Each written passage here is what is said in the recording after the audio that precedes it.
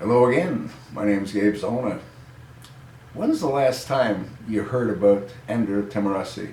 You know, the Marine that's rotting in a Mexican prison. He's been there, over 5 months? When's the last time you heard anything about him? Well, the last thing that I heard was that a petition was signed. It was sent to the White House. It had over 100,000 signatures. But so what? Andrew Tahmooressi is a Marine. He is a soldier. And Obama? Well, he detests our military. Why? Because they fight and kill his people. His people aren't our people. When's the last time you heard anything about the IRS scandal? You haven't for quite a while, have you? How about any of the other scandals? How about Fast and Furious? How about Benghazi? Well, we heard a little bit about Benghazi, and that's sort of heating up. What we're finding out is what I've said all along. This is a corrupt, criminal administration that allowed 4 brave military personnel, 3 actually, and 1 ambassador, to be slaughtered. It was planned to take place. The plan was to allow the Al-Qaeda, or whoever they were, Al-Nusayrin, to capture Ambassador Chris Stevens. So Barack Insane Obama could have traded the ambassador's life for the blind sheik. That would have played out exactly the way it was planned.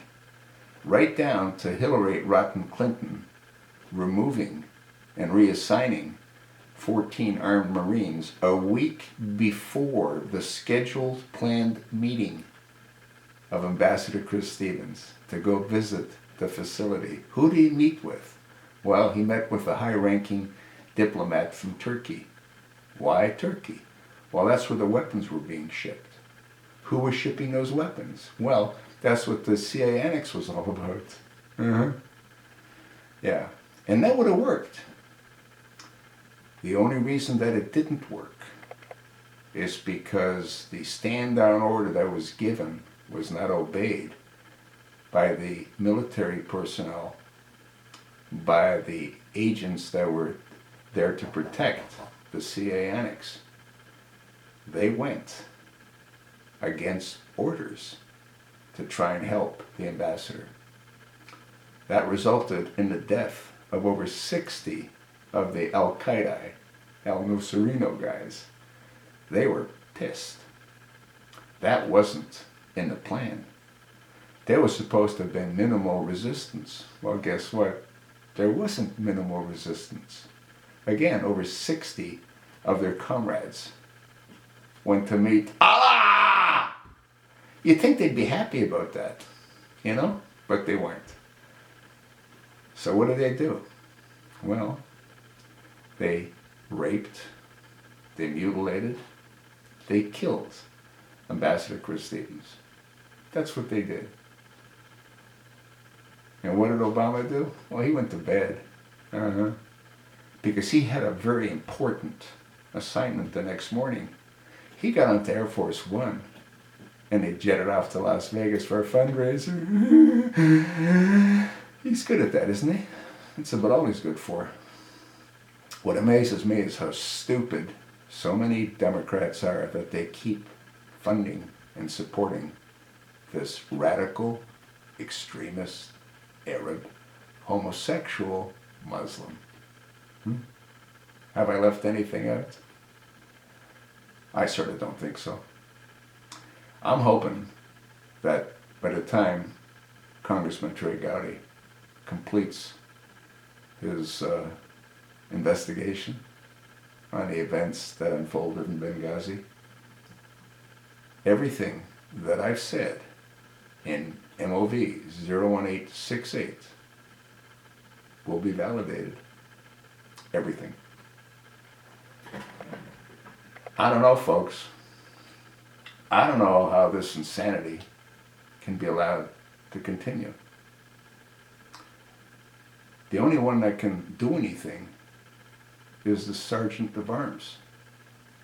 He's the only one, other than our military. And our military has been made inept. They've been neutralized, is the military term. What do you think? You think this insanity is going to continue until America crumbles? Or are the American people going to say, we've had enough? This has to stop.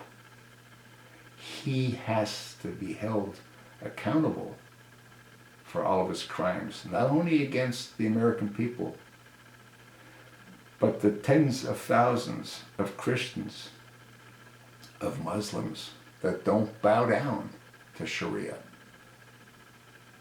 that have been slaughtered and continue to be slaughtered. It has to end. He has to go. And Michael, well, that's a whole different story. You sort of wonder where child protection services are. Can you begin to imagine the nightmare that those two little girls live? It's frightening.